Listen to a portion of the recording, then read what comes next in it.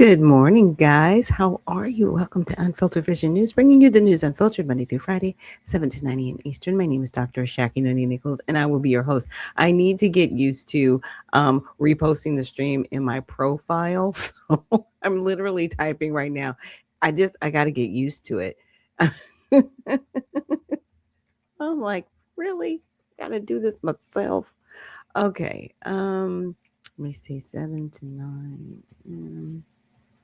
Eastern.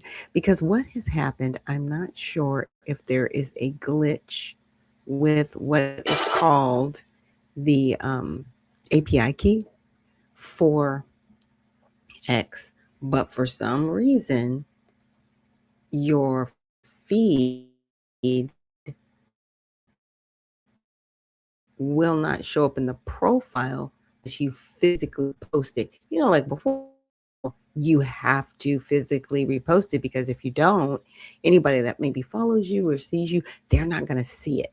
So, again, I got to get used to it. There's like this whole 2-minute situation that I have to get used to. I'm not used to it yet. So, forgive me as I go through this little administrative process. I'm going to have to write it down for myself tomorrow. But anyway, happy Monday. I hope you guys had a great new beginning this weekend. And yeah, there's a lot going on. Okay. We got stuff going on in Mexico. The tariffs popped off. Let's see what else happened. There was a lot that happened. So I'm going to recap as much as I can, the best I can. But with that, let's start with our kids' corner. In a vibrant park, Alex felt the joy of a new day. The flowers danced with the breeze. At the pond, Alex watched the ducks swim. Their playful splashes made him giggle. Simple joys are everywhere. Alex met Mia, who shared her cookies. They laughed together, making a new friendship that brightened the day. Together, they climbed a tree. Alex felt brave and free, discovering the world from high above. On the grass, they watched clouds float by. Alex imagined castles and dragons, finding magic in simple things. Alex and Mia shared their toys, each taking turns. Their laughter filled the air, showing how sharing brings happiness. As the sun set, Alex felt grateful. He learned that joy comes from every little moment, and friends make it brighter. One day at a time, Alex found joy in the simple things. Remember, happiness is all around us if we take the time to see it. One sunny morning in a vibrant park, Alex felt the joy of Happiness is all around us if we do take a moment to see it. And that's the one thing I want to remind us of, because you know what? It's rough out here, y'all. I'm just gonna say it. Spiritually, it's rough. Mentally, physically, it's rough. It's it's difficult because you don't know who to listen to, right? Or where the best information is coming from. I do my best here with what I'm doing, and I'm doing it on a small scale.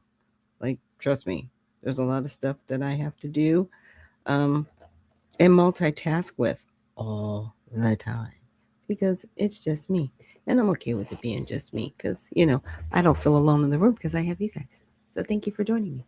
Now, what we're also going to get to next is honoring God with our body. So, God, please guard our mind. Help me fix my thoughts on what is true and honorable and right and pure and lovely and admirable. So I will think about things that are excellent and worthy of praise. God, please protect our ears and help us listen to your voice. God, help me to be quick to listen, slow to speak, and slow to become angry. God, please protect my eyes from sin's damage. God, I make a covenant with my eyes not to look lustfully. God, please speak life over my mouth. God, set a guard over my mouth. Lord, keep watch over the doors of my lips. God, please help my hands to serve generously. God, help me to do good to everyone, and especially to those who belong to our family in the faith. God, please protect my reproductive organs and help me to honor you with purity. God, help me to honor you with my body. And God, please protect our feet as we walk along your path. God, let your word be a lamp for my feet and a light on my path. And we definitely say that every day here on this show so we can be reminded of the things that we need to do and we need to stay focused on. So our first video Now, this video may not be for everybody, but I came across it. My husband, he watches a lot of these videos too. And I was really like, wow, that's interesting how somebody would say something like this woman is going to say. Um, and, a lot of times when people will say something and they say it in a way because they're comfortable, number one, and they're used to talking about people in a bad way. So they think everybody around them thinks the same way. So it's like, okay, this isn't your first time doing this. It's one of those things. This is not your first rodeo. It's not your first rodeo. But you think everybody in the room thinks like you.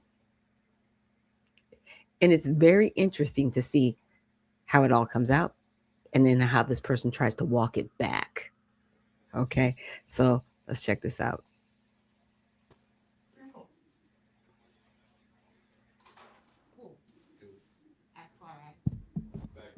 I'm Haitian. Why? Where you from? What's your background? You American? Dirty black American? Wait, what? Huh? Huh? What? Wait, what'd you say? American? Black American? What? No. Hold on. You said dirty black American. You heard that? You just asked me what I said.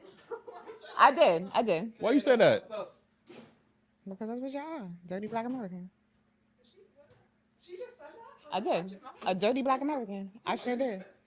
Because that's what y'all are. So all Americans is dirty black American? I mean, the ones I've come across. Huh? So what is Haitians then? I'm confused. Dirty black Haitians. Okay, so keep that energy for everybody. Don't just keep it for us. Like, what are you talking about? Like, You're American. yeah, hell yeah. Don't ever say no dirty from the black South? American shit. Like, what? You from the Like, South? my From the family, like, yeah. Okay, where? Why it matter? No, I'm just asking. No, we're not having a Is conversation. the South regardless? Like, I got family in Florida. I got family in Georgia. I mean, I want to know, like, where. No, you trying to be. I know what you're doing. Like, I know what you're doing. It's that Caribbean shit. I know what you're doing. What am I doing? Just chill out on that dirty black American comment. That's all. Like, I'm sorry. You really took offense to that. I apologize. anybody would take offense to that. I'm sorry. I apologize. I didn't. Why you said that though? Why you? I'm saying, why would you even fix your lips to say that, though? I'm confused. Because that's just my experience. Like, it's my experience. So I'm going to speak on it. But I It's your apologize. experience? It's your experience. Yeah, so I apologize What experience you had? if I offended you. You accept the apology? No, Nah, he's how? not. Like, that's super disrespectful. Like, She did say it's dirty black Haitians too though. nah, she wouldn't. I would never fix my lips to say. And I know some dirty black Haitians. Like, you know what I'm saying? I would never fix my lips to Okay. say dirty black. I wouldn't generalize. Like, you know what I'm saying? So, yeah, nah, it is, bro. That's that Caribbean. It's shit. not. And this is why we be Crazy. having the diaspora wars, because the dumb shit words. Remember that other Haitian, bro? Remember the other Haitian shorty we? I do apologize for the profanity. Some people do talk in this vernacular. We don't got no culture. Like, it must be a Haitian thing for sure. Like, y'all, I don't know what I the mean, it's issue not a is. Haitian thing, and I won't say that y'all don't have culture. Like, y'all have the things that y'all do. We are the culture. Like, Okay, y'all have the things that y'all do. Just we are. Now I'm gonna pause it right there. Now, this has always been interesting to me, and I'm kind of because I'm glad that they're having this conversation because it needs to be had. It just let's have it. Let's have this conversation. And she was like, "Well, y'all have y'all's culture," and she's right, but he's also right because when he says we are the culture, you can go to Korea and see them doing bebop. Where did it come from? It came from New York. Okay, who was doing bebop? Black Americans, right? And now it has been infused at a latter time with other cultures. So if you are from, let's say, a Latin background, it's going to take more of a Latin, leaning, but it still has its origin with Black Americans. And that's why he says we are the culture. How many McDonald's commercials have you listened to where they don't try to infuse some type of hip hop in it? I'm just saying. Why is it needed or necessary? Because that's what some people like to listen to, and those are the people you're trying to attract, even if you're not trying to attract them. You know what I'm saying? Like, you've done this. You've made us, and because I'm Black American, I will say it like this: you've made us infused in the culture, but at the same time, you want to demonize us, like this woman is saying, you're a dirty Black American. Like I said, it's a very fascinating conversation because these are the same individuals. When they get in trouble, then it's like we're in trouble. It's like, no, no, no, no, no, no, no. There's no we. You're in trouble. We collectively are not in trouble because you just made the distinction. You're not us. And that's okay. I would rather know how much you do not like me or hate me than you lie to me about it. And you're completely undermining me every step of the way. And that's what happened in the 60s when this integration came about. Okay. Now there are some people that kind of, they'll be able to rock with me on that one. But look, she said what she said, 10 toes down. But now she's trying to walk it back. It's very interesting. Spud McKenzie, thank you and good morning to you. And Reparations Chief Justice Reparations on X says Grand Rising, Friedman on deck. And Beyond Skeptical says, yes, we've seen a lot of trifling words from those new to our lands. Yes, it's so sad. And Sincerely Lawless, she says, good morning, founder, and good morning to you. How are you? Like I said, I'm glad it happened because now we can have the real conversation because I'm still finding it fascinating because people keep saying, Black people, stand up for yourself. Why are you telling me I need to stand up for myself? I am. Like, what is that? And then when we do stand up for ourselves, wait a minute. You can't delineate.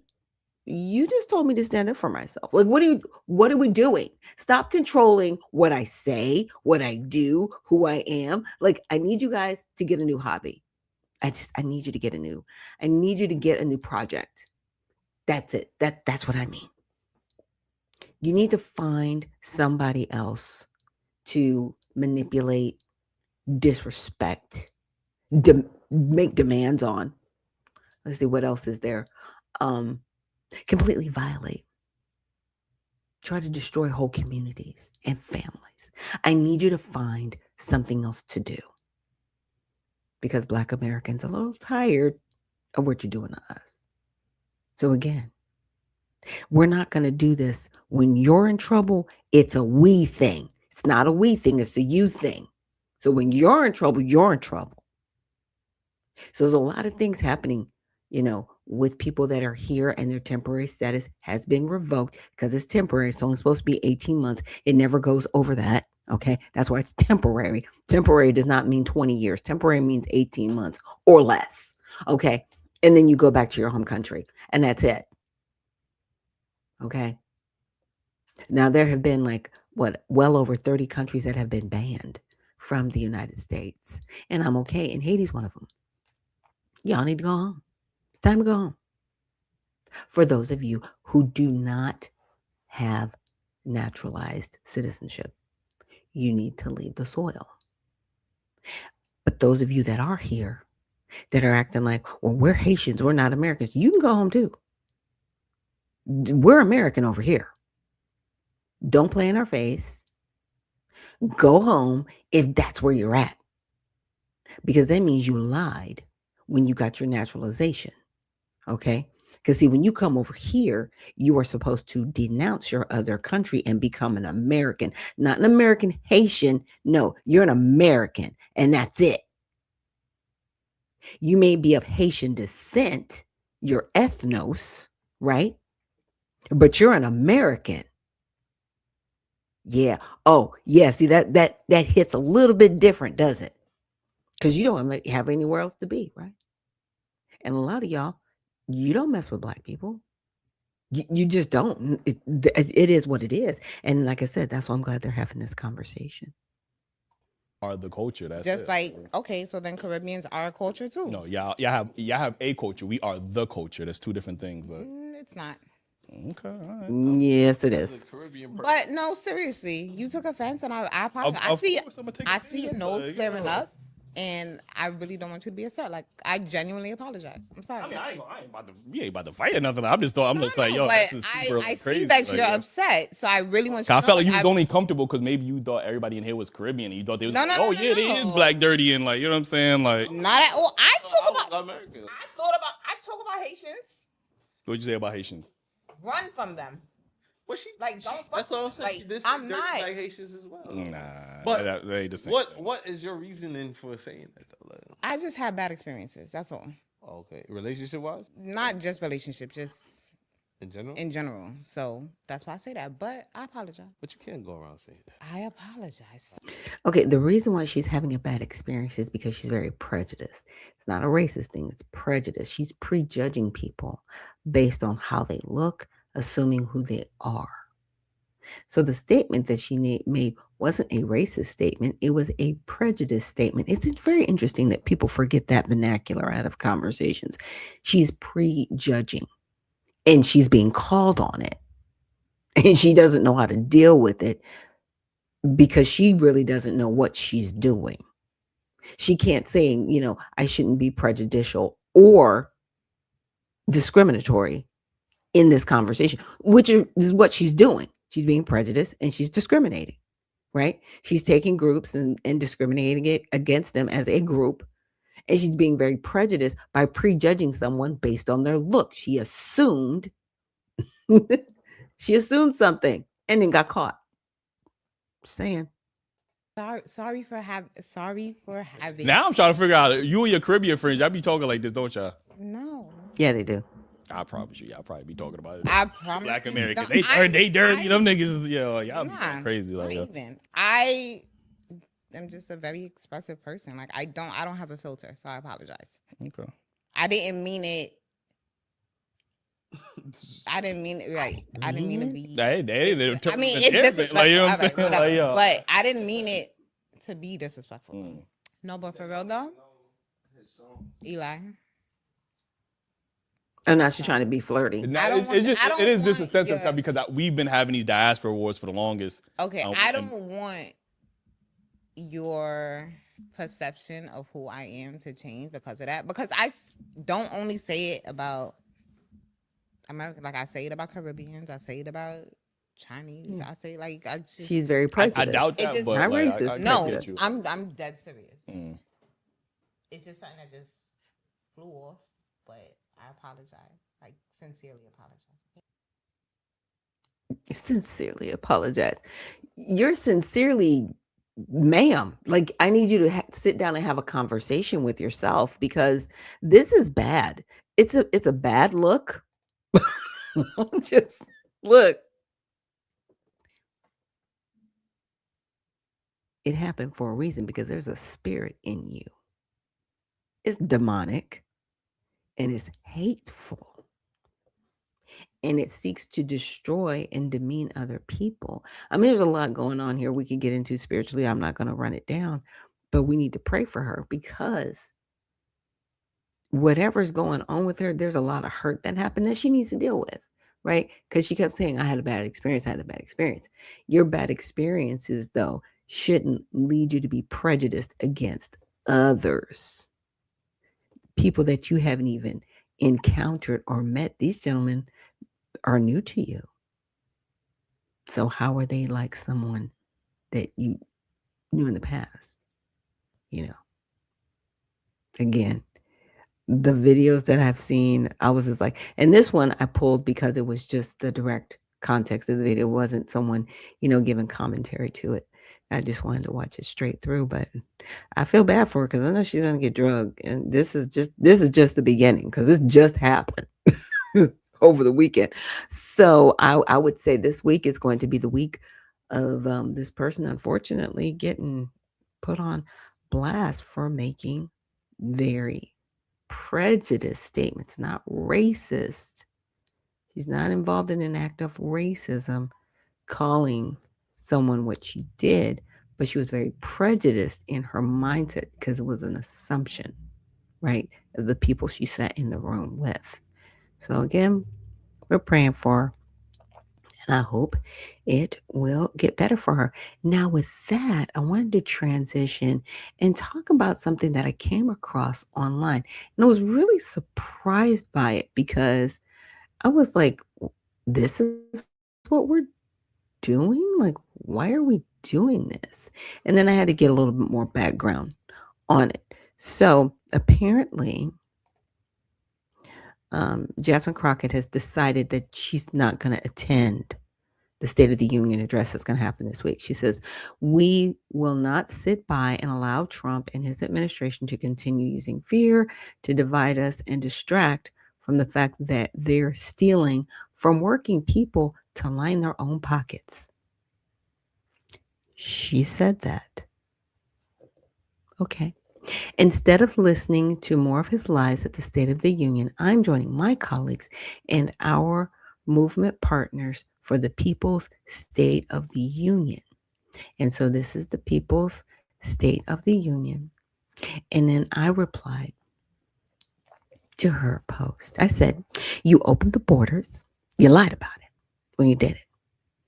You forced men into female spaces and told children to mutilate themselves to be happy." She did all that. 10 toes down. She did all that. Stop it. You have no policy to fix the country. Also, members of Congress are lining their pockets. Stop it. So let's just do a little bit of a reprise from that video. Here's one that I listed first. Now, this is a high school principal. This deranged man disguises his pedophilia as infantilism, where people pretend to be infants. This is a school principal. This is somebody teaching. This is somebody supervising children. Okay. So let me play this video from the beginning.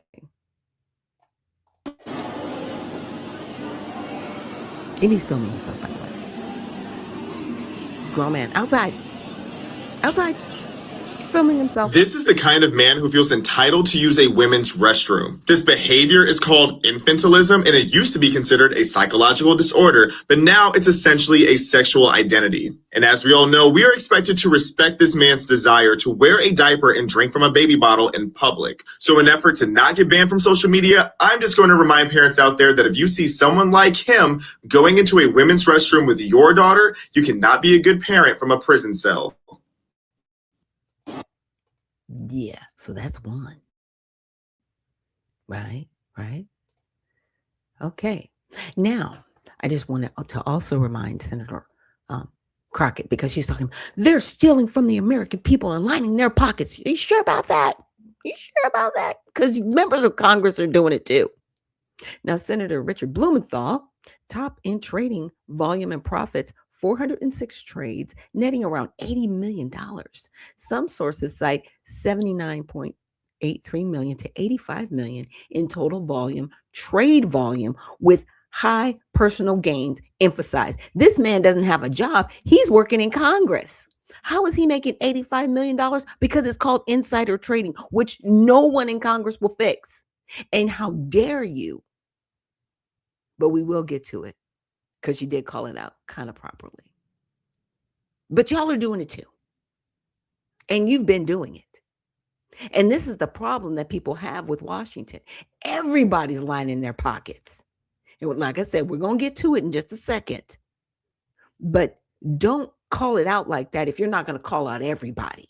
Do you know what I'm saying? Like, I have more respect for you if you say, yeah, members of Congress are doing it too, along with this administration. I'm okay with that. What I'm not okay with is this, see, they're not helping you. You're not helping us. What policies have you written to stop men from going in women's bathroom and being in women's sports? None. You stand 10 toes down and you support it. And I have you on camera saying it. I don't have it here today. Maybe I'll bring it up on Tell It All Tuesday. But ma'am, it's sad.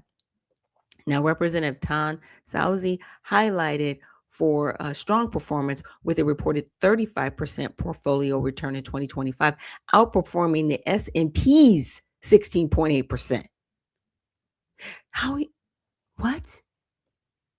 Because, and that's Standard & Poor's, because he's trading inside. Let's check out this video. I played it for you guys last week, but let's just do a little recap.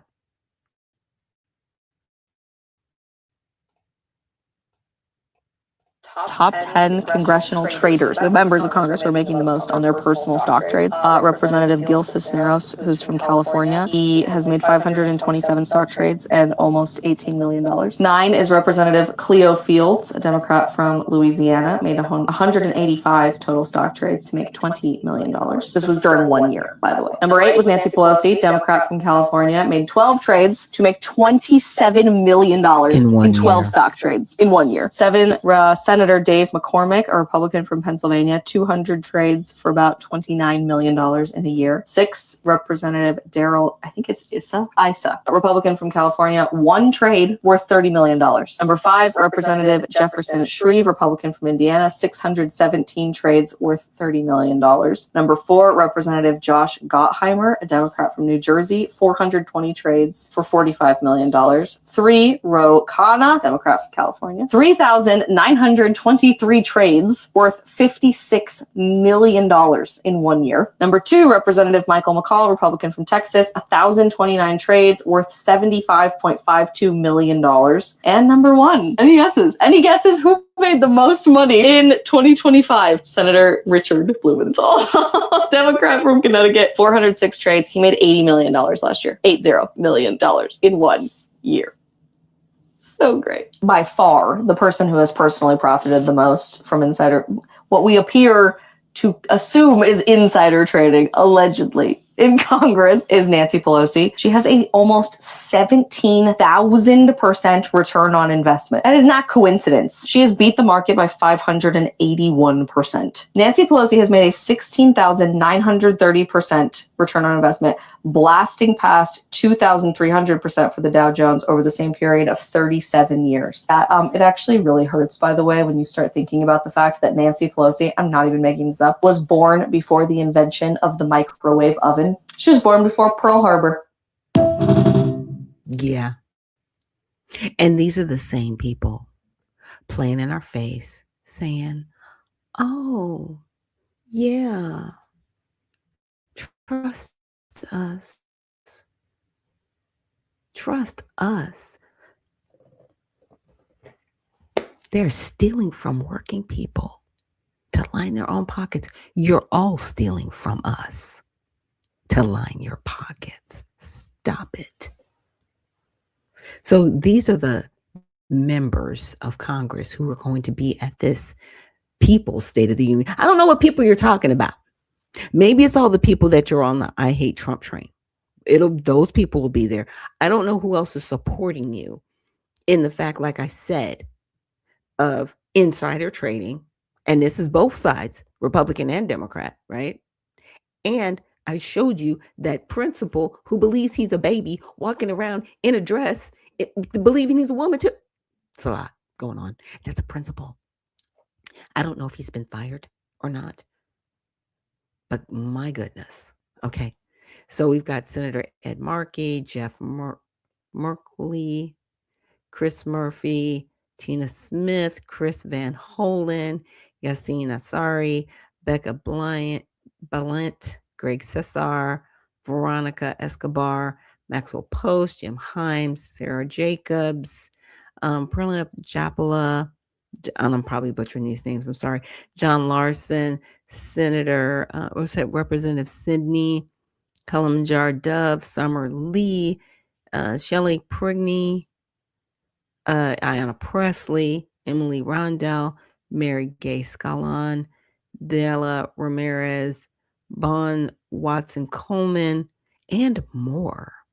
Hosted by Kathy Fong and Joy Reid.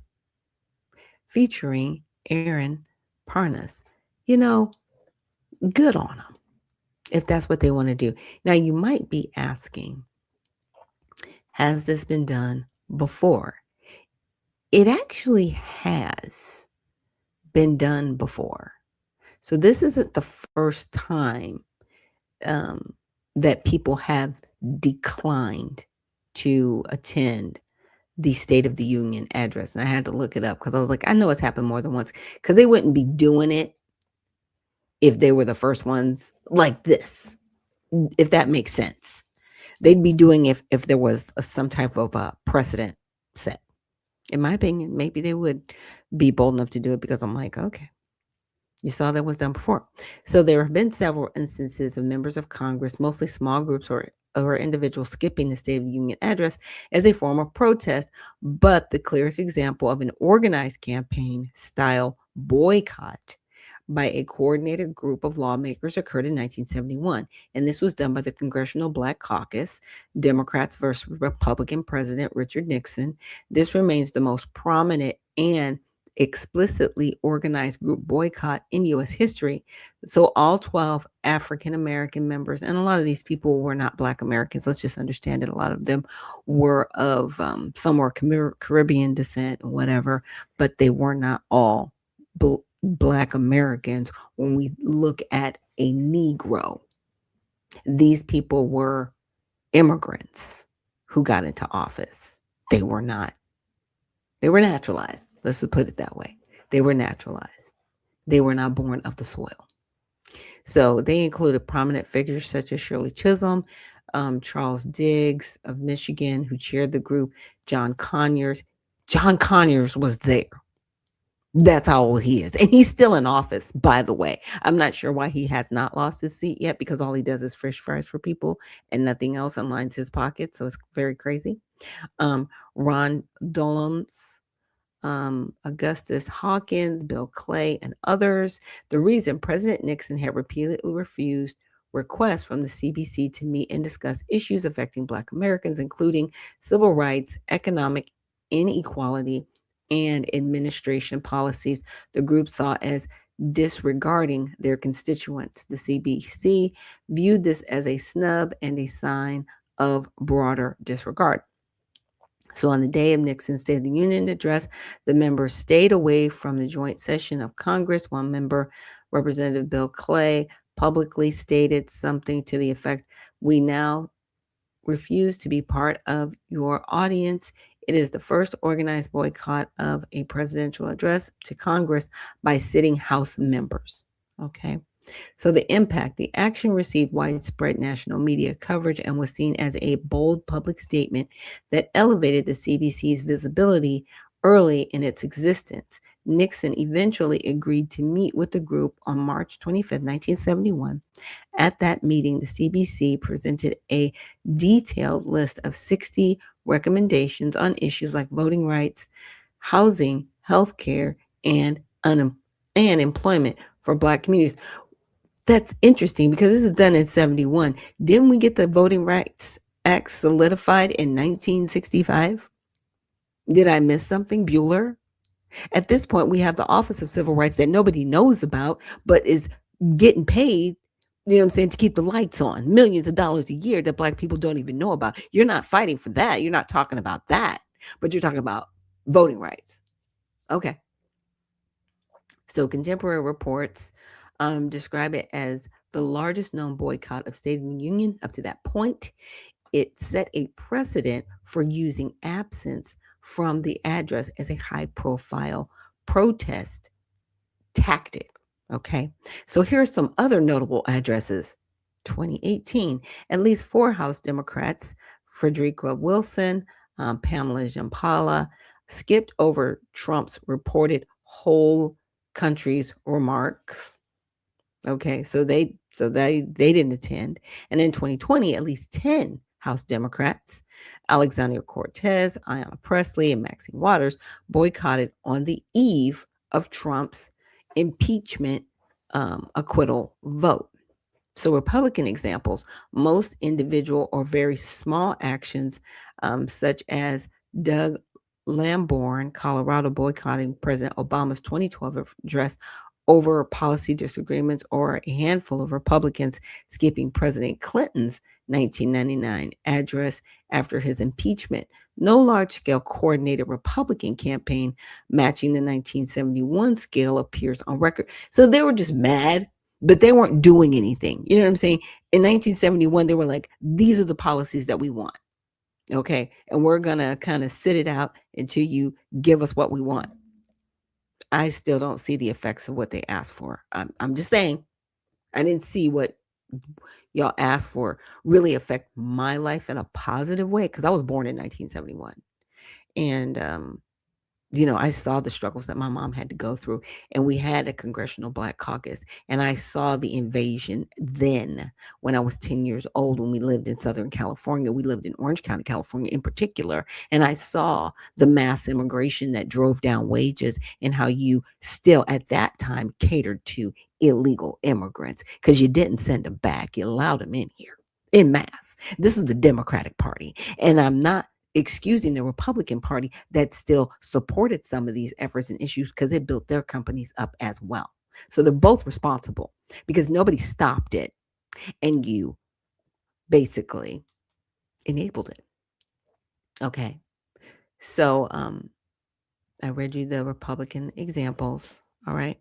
Now in 2026, in the lead up to the State of the Union address scheduled for tomorrow, right, the 24th, a group of a dozen Democrats, including several senators and House members, publicly announced they would skip the address and attend alternative People's State of the Union rallies on the National Mall organized by progressive groups.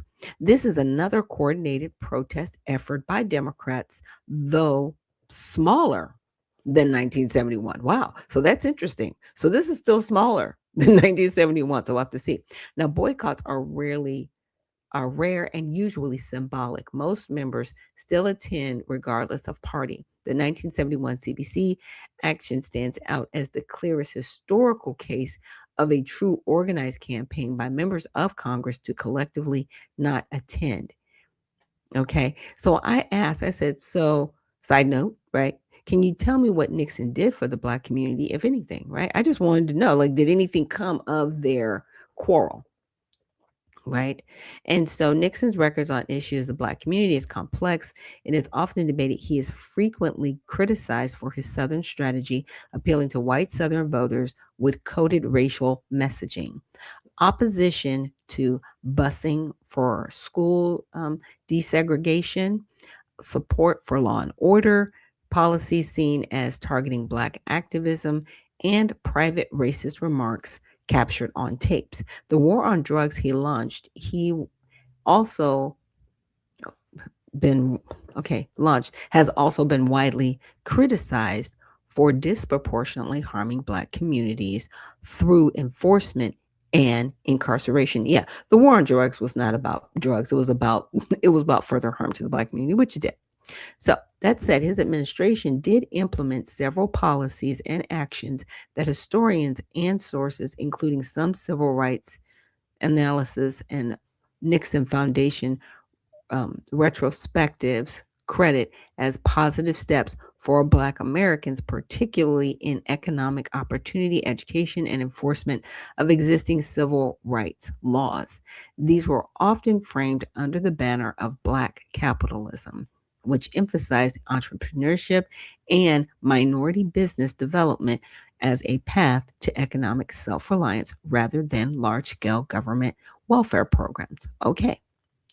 Here are the key areas where Nixon administration took actions that benefited Black Americans, drawing from historical records, executive orders, policy outcomes. So, promotion of minority business enterprise, Black capitalism. In 1969, Nixon signed Executive Order 11458, creating the Office of Minority Business Enterprise, OMBE, within the Department of Commerce.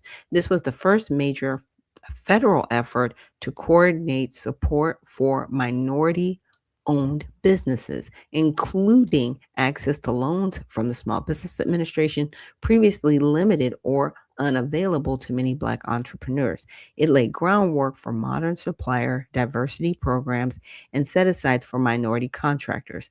Federal purchases from Black-owned businesses surged dramatically from about 13 million in 1969 to 142 million by 1971, roughly a 900% increase. While critics argue the program was underfunded and more symbolic than transformative, it helped foster a generation of Black entrepreneurs and influence federal policy for decades. Here's my problem. Why wasn't it codified into law? I'll have to get more into the Office of Minority Business Enterprise and find out, like, does it exist today, or, can we reprise it? Like, what's going on? But Things that are executive orders can be put into law. He gave y'all an alley-oop, CBC. What did you do with it? What did you do with it? I don't think he did anything with it. Just saying. We have Black entrepreneurs struggling today to get what they need. We literally have other communities in the Black community siphoning off the dollars of the Black community, and we're wondering where our wealth is going. It's going to everybody else because we can't build it in our own community, or people keep slapping us upside the head saying you need to build your economic wealth while not taking those people out of our community, while giving them access and entry to our dollars. It's crazy. I'm just going to say it. It's crazy. It needs to stop. Now, school desegregation enforcement. Despite Nixon's public school opposition to mandatory busing, his administration oversaw the most significant progress in desegregation Southern public schools since Brown versus Board of Education in 1954.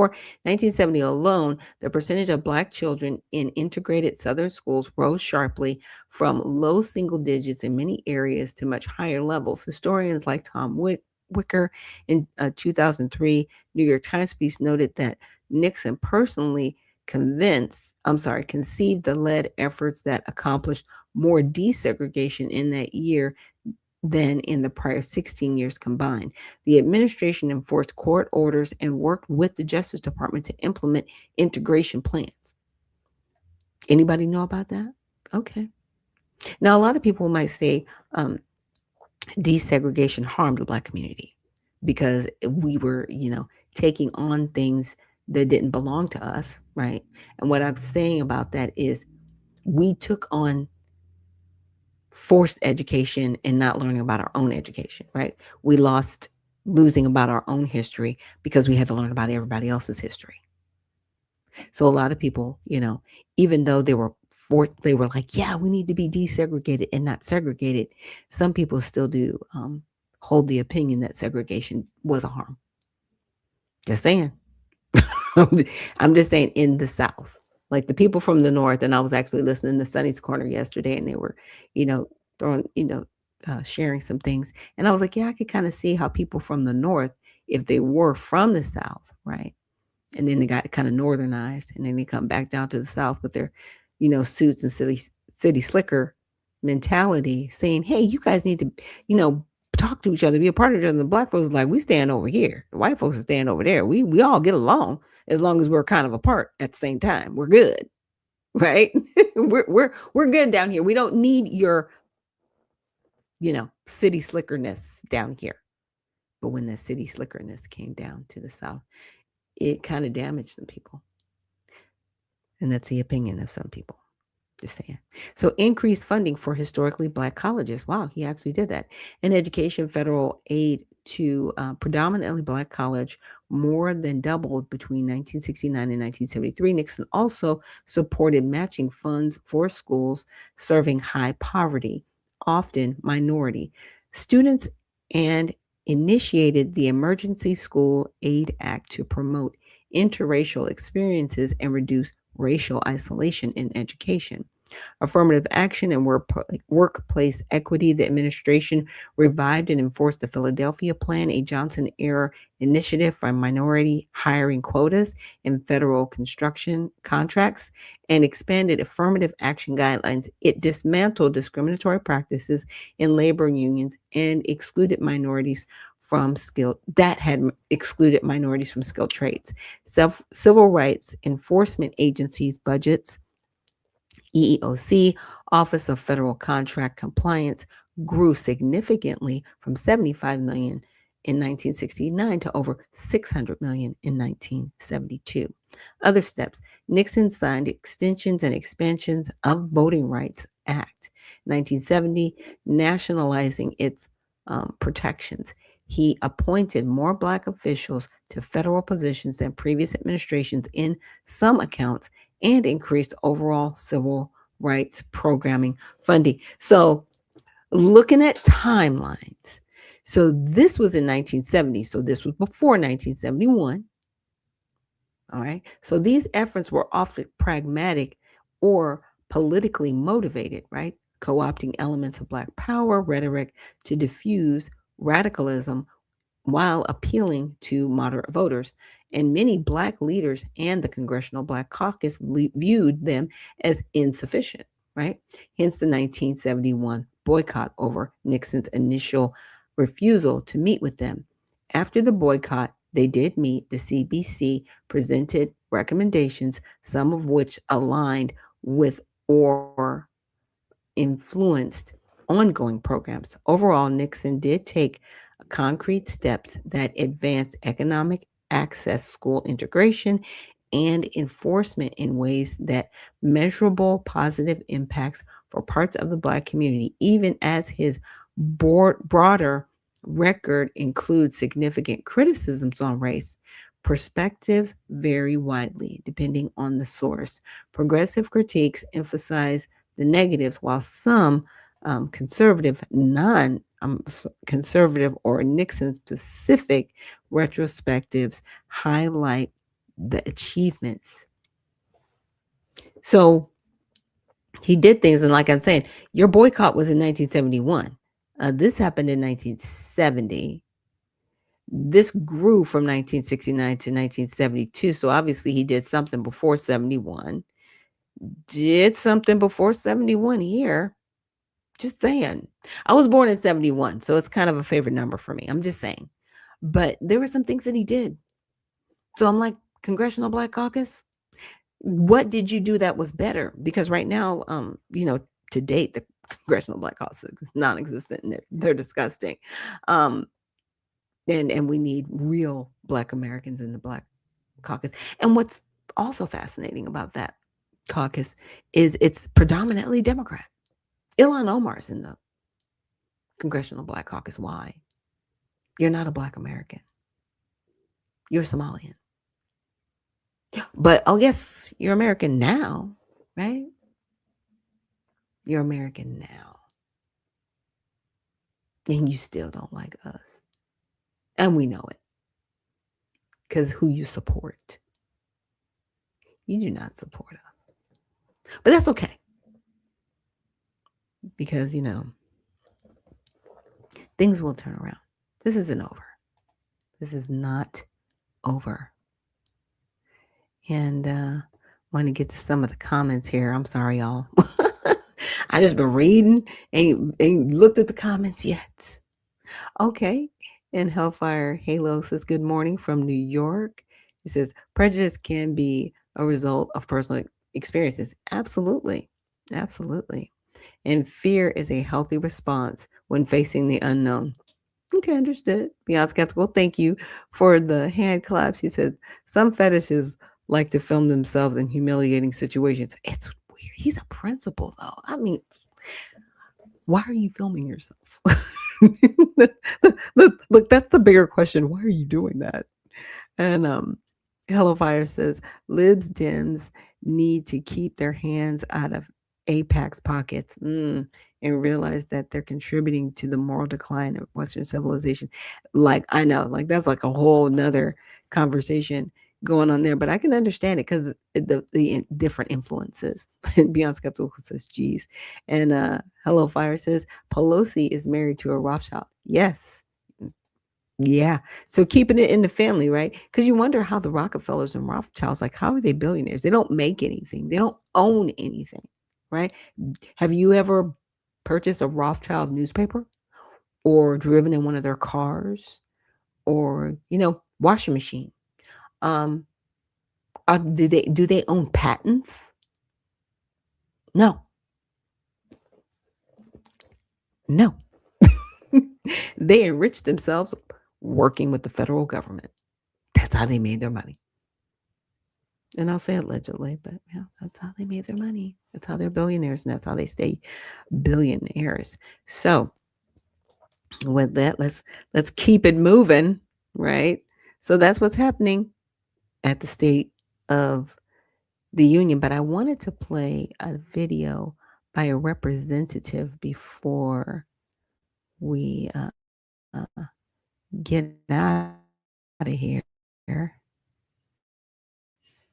And this person's going to share with us why they have decided to not attend tomorrow's State of the Union address. I will not be attending the State of the Union.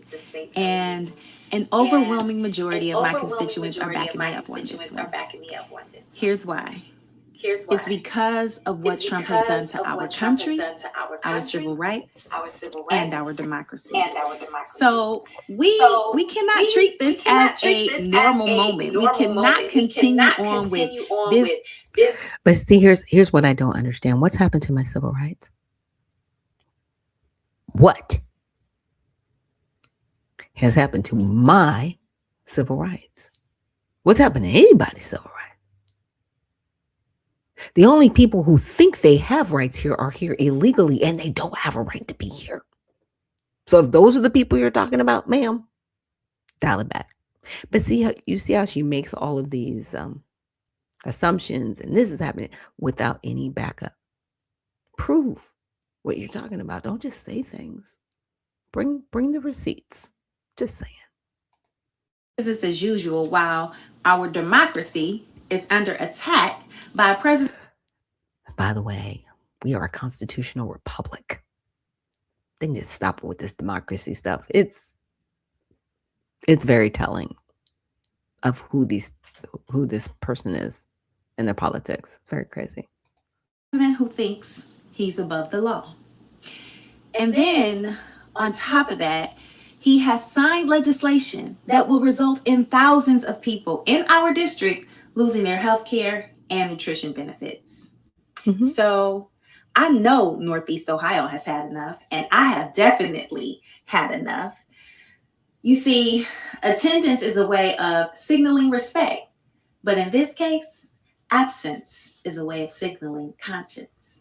And I've chosen to go with my conscience on this one. So, no, I am not going to be there because this is an all hands on deck moment to rein in this president and let him know we will not stand for his lies.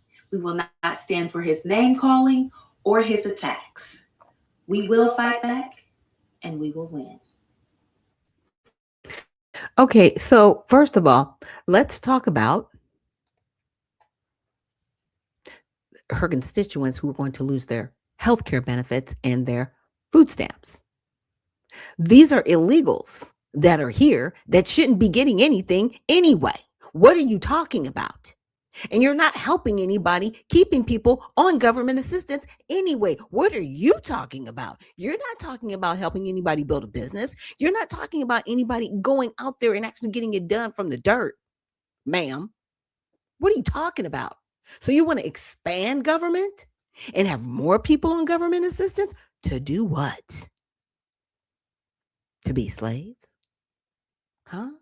What are you talking about? No, I'm going to stop playing with these politicians. Republican, Democrat, Libertarian, I don't care who you are. If you hold a seat and you are petitioning and saying, hey, we want people to get free stuff from the government, stop it right now. Now, a lot of people may argue, well, there are Black people out there talking about they want reparations. We want repair for the damage that has been done to our community till this date. Because by the way, under the last administration, most of the illegals that came here, they went into the Black community. They went to Martha's Vineyard, and Martha's Vineyard gave them a snack and sent them away on a bus. Oh, all that happened. And we all saw it. You sent them away. You didn't open schools. You didn't make concessions for them. You did nothing. You gave them a snack, took a photo op, put them back on the bus, and sent them away. You sent them to New York predominantly, where they've built up all kinds of hotels and everything, getting federal funding. And when that was shut down, y'all got upset because they did claw back that FEMA money. Mm-hmm. You're still mad. Still fighting for food stamps for some of these people in certain states, and you won't turn over the information for the individuals. Yeah, they all gonna have to reapply anyway. We're gonna find out that you have been giving illegals money, and I want every single one of you in prison for all of the crimes you committed, up to people in Congress writing policy that violates federal law. I want you all in prison. Okay? That would make my day. Because it's enough of this. You don't care. You don't care about the American people. You care about lining your own pockets. You don't care. You literally sat there and said, people aren't getting medical and they're not getting food. No, and they shouldn't be, ma'am, because they're not from here. And even Americans that are here, the question is, are they the most vulnerable among us that are getting the assistance? No. They have to fight for theirs if they're Americans, but you're going to give it to all the people that are here illegally. What is wrong with you? And those are facts. We've seen it. You can no longer hide. And again, the American people, we're tired. So let's keep it moving. Now, she was talking about the tariffs. A lot of people have been talking about these tariffs. I'm gonna play a video from Donald Trump because this man, I'm just saying. Yeah. Let's get into it. To. But again, those three people, such respect. I've had a lot of respect for them anyway, but such great respect. But other alternatives will now be used to replace the ones that the court incorrectly rejected. We have alternatives, great alternatives. Could be more money. We'll take in more money, and we'll be a lot stronger for it. We're taking in hundreds of billions of dollars. We'll continue to do so. To show you how ridiculous the opinion is, however, the court said that I'm not allowed to charge even $1. I can't charge $1. Can't charge $1. I would have used 1 penny, but we don't make the pennies anymore. We save money. Can't charge $1 to any country under IEPA. Not $1. I assume to protect other countries. This must have been done to protect those other countries, certainly not the United States of America, which they should be interested in protecting. That's what they're supposed to be protecting.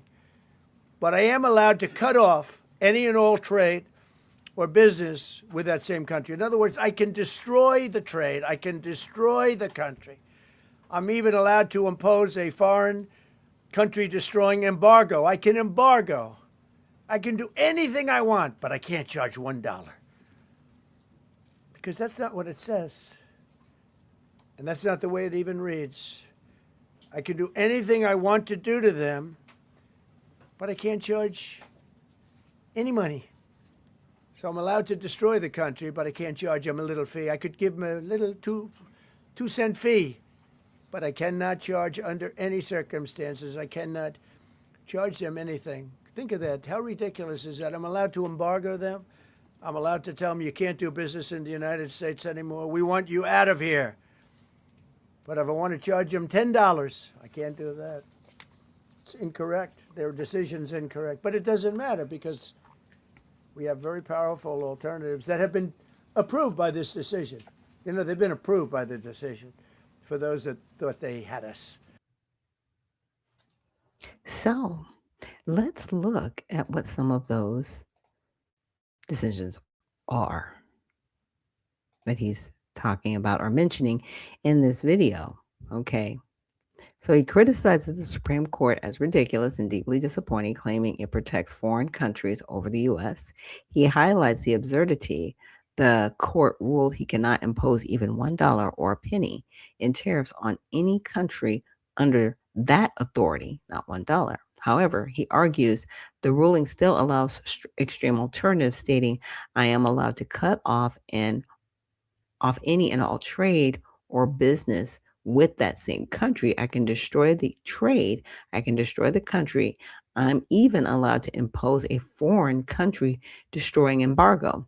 I can embargo. I can do anything I want, but I can't charge him $1, as you heard him say. He mentions great alternatives that could generate more money than the block tariffs, referencing past collections of hundreds of billions of dollars and implying stronger U.S. positioning. Okay.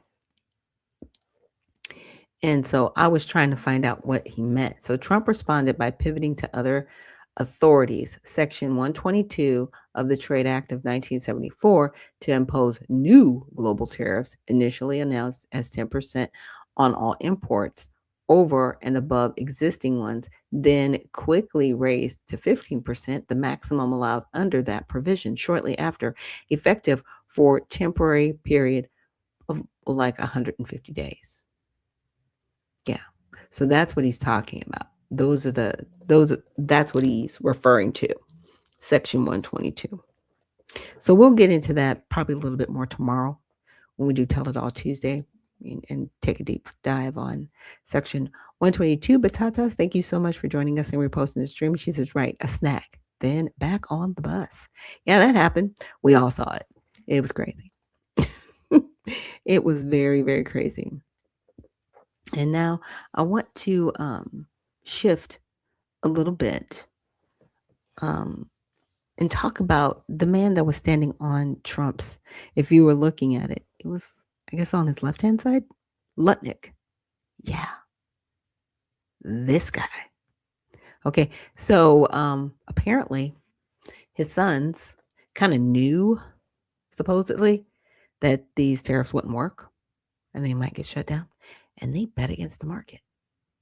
Yeah. It made billions of dollars. So Alex has a breakdown of that from InfoWars. So let's check this out. Wall Street bet against the Trump tariffs. You mean Lutnick and Bessent's sons and all of them did? Oh, they're all in on it. The sons are all being used as the bagmen. He and his family made gigantic bets that this would get reversed because it does destroy the heart of the globalist takeover and ends our economic surrender. And Lutnick was always a Democrat and always for those bad policies before. But suddenly he's all for it, and him and his buddies have made tens of billions now, it's estimated. Well, let me see. You got to pay back $175 billion at least. You got to pay it back a whole bunch of penalty and interest. And then these are the guys that bought all that up for people that wanted to sell their insurance in it. So now the Lutnicks and others go and they collect on it. And you're the one that set the policy because you knew the Supreme Court insiders were going to deep six it. You knew what would stand, what wouldn't. Insiders and experts predicted all this on my show. And you did it, Lutnick. Yeah, that's criminal, in my view.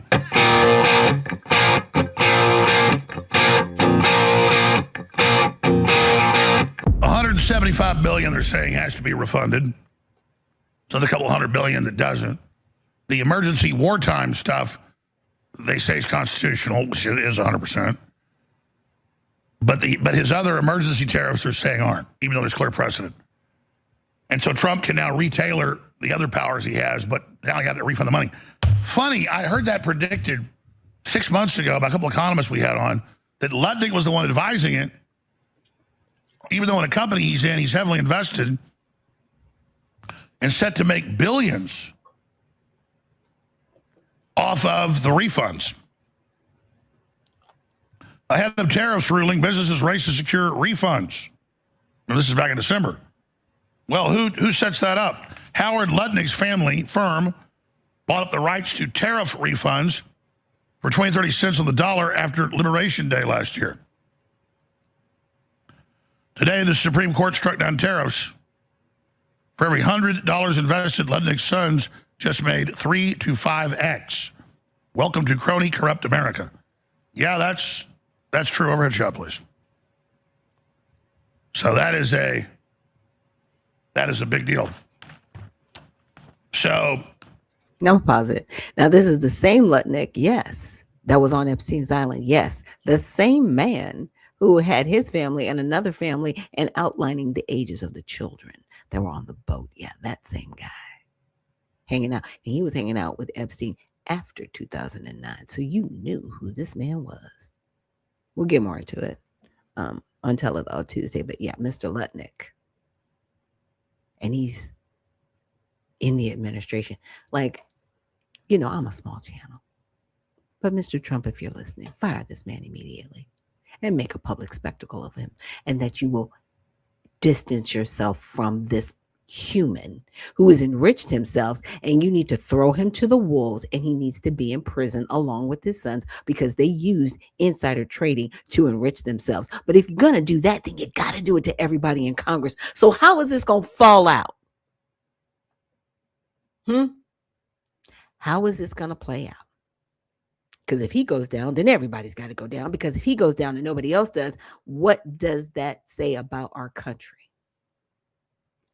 Make it happen. I'm just saying. This is a blow against America. There's a New York Times article. Wall Street bet against the Trump tariffs. You mean Ludnick and Bessent's sons and all of them did? Oh, they're all in on it. The sons are all being used as the bagmen.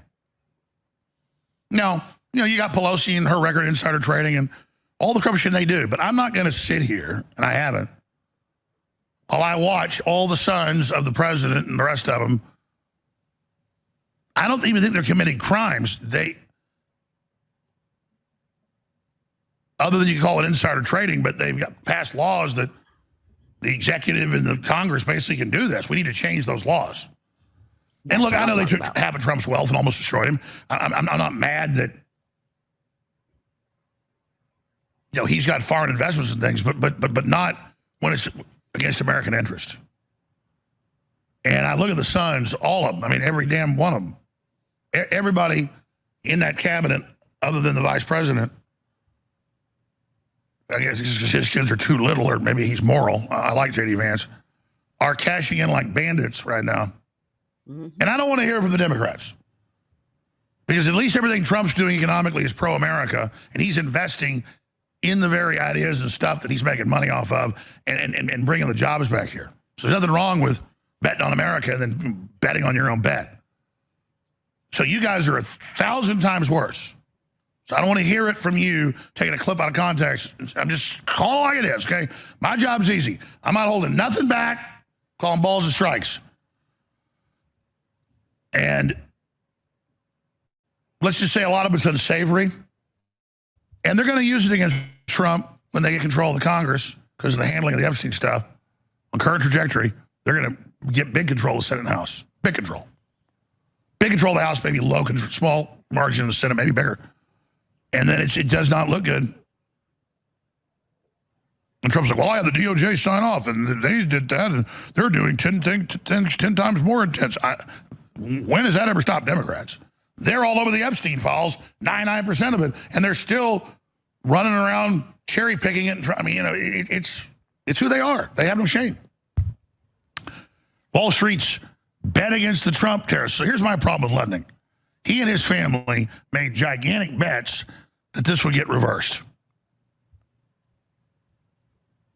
because it does destroy the heart of the globalist takeover and ends our economic surrender. And Ludnick was always a Democrat and always for those bad policies before. But suddenly he's all for it, and him and his buddies have made tens of billions now, it's estimated. Well, let me see. You got to pay back $175 billion at least. You got to pay it back a whole bunch of penalty and interest. And then these are the guys that bought all that up from people that wanted to sell their insurance in it. So now the Ludniks and others go and they collect on it. And you're the one that set the policy because you knew the Supreme Court insiders were going to deep six it. You knew what would stand, what wouldn't. Insiders and experts predicted all this on my show.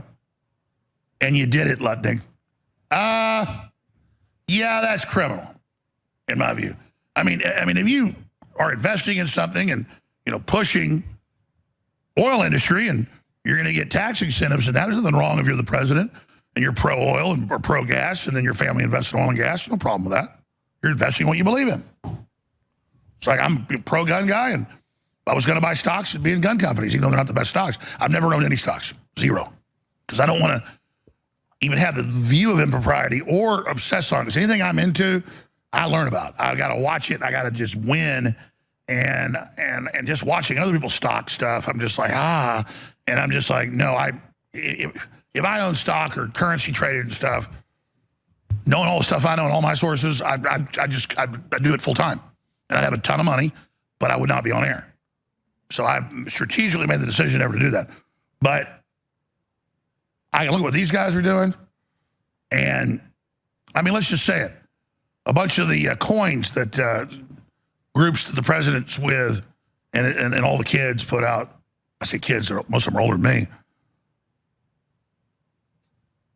They were rug pulls. Where you get everybody to invest in it, and then you pull the rug out from under them. It's like, okay, you know, well, they could ride it up and ride it down. They could know when to get out. I get that. I know. Real estate's a Ponzi scheme. They are properly termed as pump and dumps. Okay, that's what he's talking about. Everything's a bubble. You go to Vegas, you know it's house rules. I get it, but just we don't need to be like the Democrats, and I'm not. So I'm not going to sit here and play along with this. And we did not see this type of crap during the first Trump administration. We're seeing a lot better action for the people. So I like that. But when it comes to profiteering, it's unsavory. And in some cases, I believe illegal. Thanks for all your support. Today and tomorrow, the last day. And I'm glad that, you know, Alex at least keeps it honest. You know what I'm saying? He keeps it honest. He's like, I don't agree with you. And I'm not going to agree with you. So that's what's happening. And J 1989 says, top of the morning, peace and blessings. Top of the morning to you as well. Thank you so much for joining us here on Unfiltered Vision News. We're going to take a bit of a break. And when we come back, we're going to get into more of this Monday recap news. So thank you so much for joining me here on Unfiltered Vision News. And we will see you on the other side.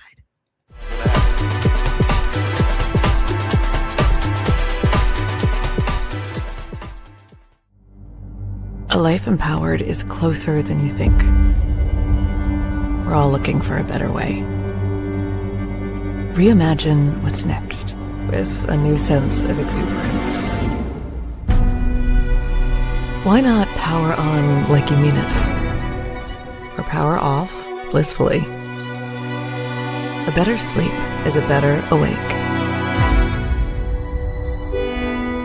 You've never moved like this before.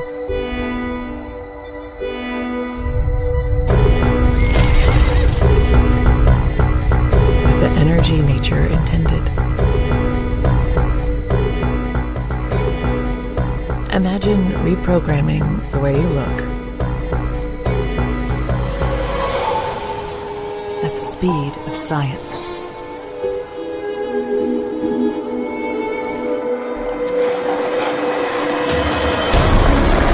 At longevity. At exhilaration. It's next level rejuvenation. Take your well-being from the inside out and outside in.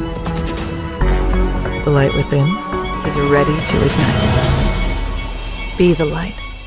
LifeWave.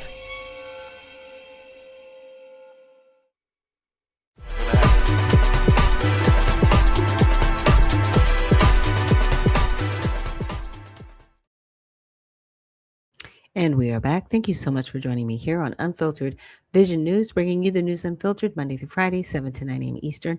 My name is Dr. Ashaki Noni Nichols, and I will be your host. So thank you guys so much again for joining me here this morning. And what we're going to get into next is Lutnick, right?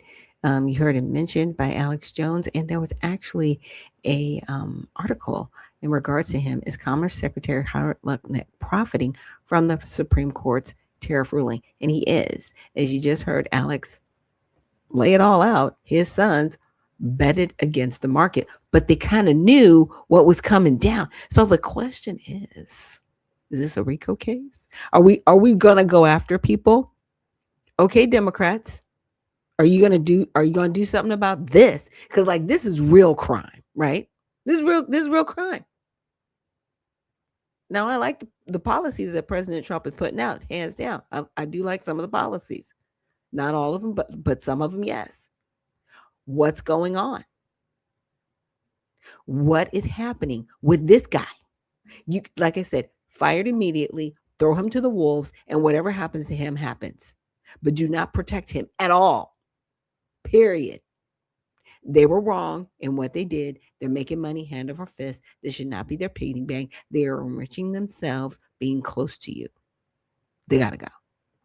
They got to go. So for context, the claim rests on Wired, which is a left-based report from July that said, and now this was from July. It's February, so this was last year. Lutnick's former firm, Cantor Fitzgerald, wow. Okay, Cantor, which is now headed by his sons, allowed its traders to purchase options that would allow them to profit if Trump's tariffs were struck down in court. Why would they make an instrument like that if they had no idea? It's because they did. And you encourage Trump to put these particular tariffs in place so you could benefit from them later. I mean, this is disgusting. Truly disgusting. Prison. See, people like Lutnick and his sons and this little firm, I want you all in prison. Period. Because you set not only the president up, you set up the American people. You need to be in jail. Let's go. But like I said, if you're going to do it to him, you got to do it to everybody. You've actually got to put measures in place that say you cannot enrich yourselves off of the federal government while you're there. And you can't keep friends either when you leave. It's one thing to know the market and be like, okay, I understand this, but it's another thing to have friends in high places who give you information so you can make the right moves in the market and enrich yourselves. You're not supposed to do that. That's why we have insider trading laws that you don't abide by, apparently. You don't care. But that's what you're doing. So a spokesperson for Cantor Fitzgerald said Cantor Fitzgerald has never executed any transactions or taken risk on the legality of tariffs. Any report suggested otherwise is completely false. Okay. Semaphore that leans left reported Cantor did consider their product, which has existed for years and was a humming trade on Wall Street during Trump's first term tariff push, but decided against it, weighing the political sensitivities, according to a senior banker familiar with the matter.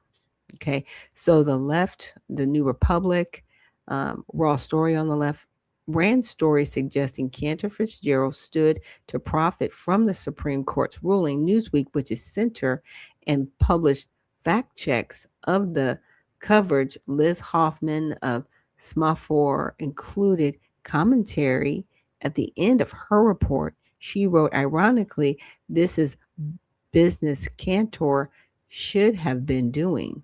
The fact that Cantor didn't suggest it's keenly sensitive to the optics of Lutnick's role, Trump critics and the media have documented penalty of cases of self-dealing around the Trump White House, but this doesn't appear to be one of them.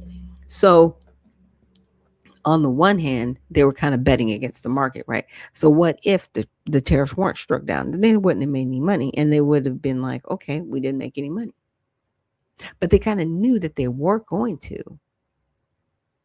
So why create the instrument? And you create it in the first term. So it didn't cash out for you the first term. So you're just like, okay.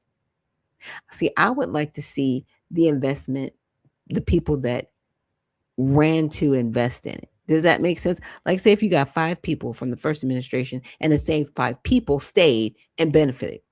But if you have 5 people and then it became 100 people, what? Yeah, it's that part. It's that part.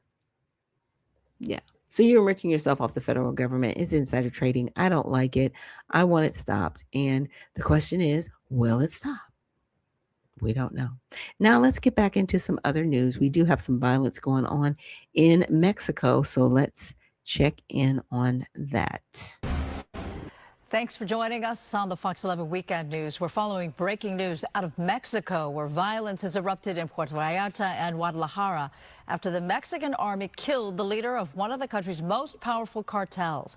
U.S. citizens are now being ordered to shelter in place.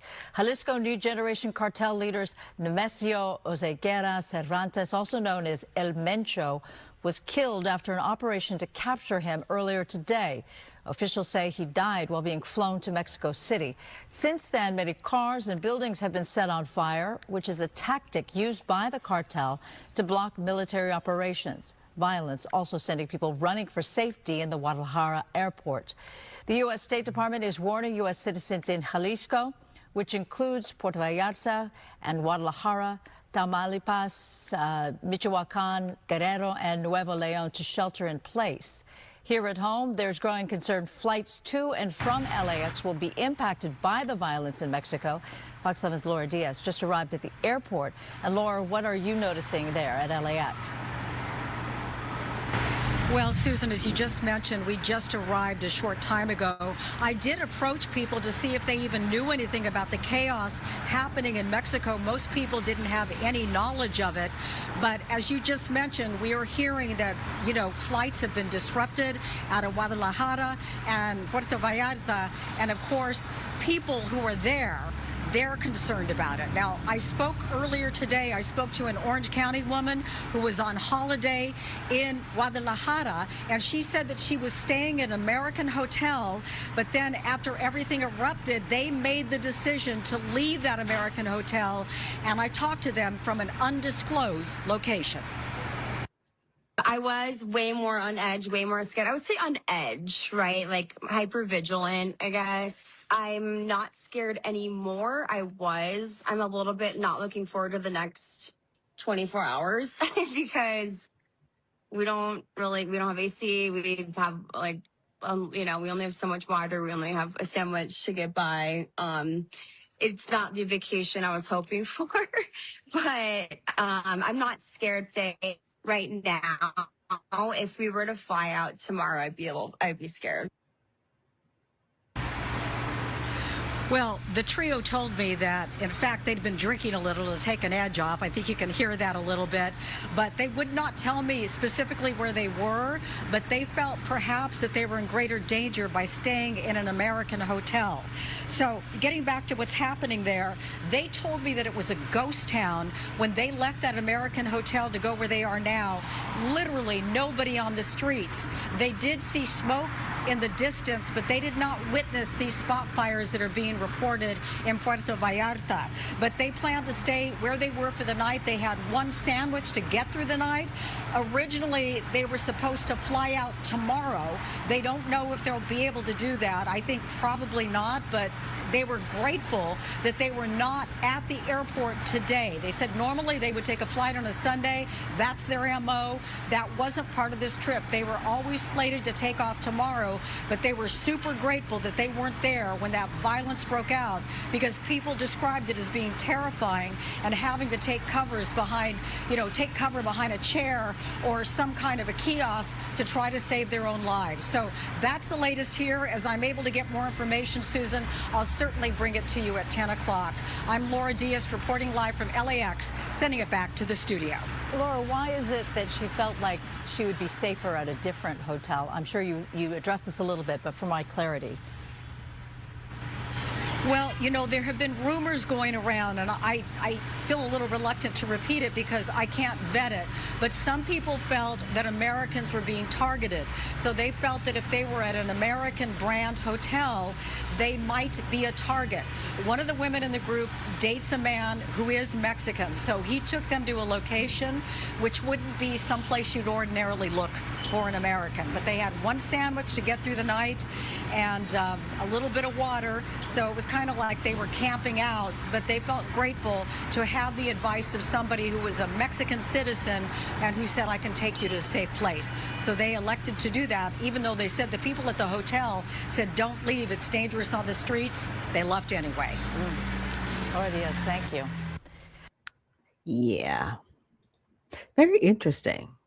very interesting what's happening in Mexico, because there was another news article that I came across that said, okay, now that the leader is passed away, who's the next in line to take their place? Like, this crime is very organized and it is very large. They have been deemed a terrorist organization by the US, right? Okay. So their limitations, so hopefully they're not coming across the border, even though we know some of them are already here. But it does still leave the question, who is going to take this person's place? Because unfortunately, because these gangs have been empowered and enriched by their own politicians, is anybody really going to take them down? Are you really going to do it? Now, see, they did it in El Salvador. I'm just saying. He shut it down. He used the power of the military and he shut it down. He went after every single one of them. You have that. But see, there are people in the military, in the police, in the politicians in Mexico. They're on the side of the criminals. They're not on the side of being right and good and actually doing well by the people. So it all comes back to, are you going to do the right thing? It really does come back to that. So we'll see. We'll see what happens.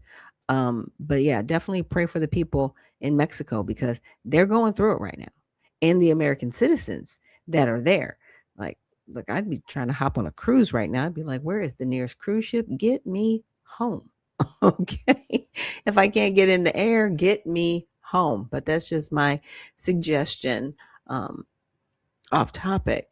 Now, I also wanted to look at Governor Wes Moore. You guys know he is in Baltimore, Maryland. Well, not in the city of Baltimore, but we'll say he's in Maryland, right? I say Baltimore, Maryland, because people, they know the Ravens, and that kind of puts you like, okay, so they are a part of the DMV, which is Delaware, Maryland, and what is it? Virginia? Yes, that's the DMV. I always have to remember that. DMV. So when you hear that, those are the three states that intersect, and there's a lot of politics, right? Because you got Washington, DC, you've got, again, Maryland, and you've got Virginia. So it's very interesting. But I wanted to, like I said, I wanted to check this out and see what's going on, because it's a showdown between the sheriff and the governor. It's weird, but we gotta see what's going on and let this play out. Minneapolis, ongoing conversations after Governor Moore signed a bill banning 287G agreements. Sheriffs across the state have been outspoken about this legislation, worried it would put public safety at risk.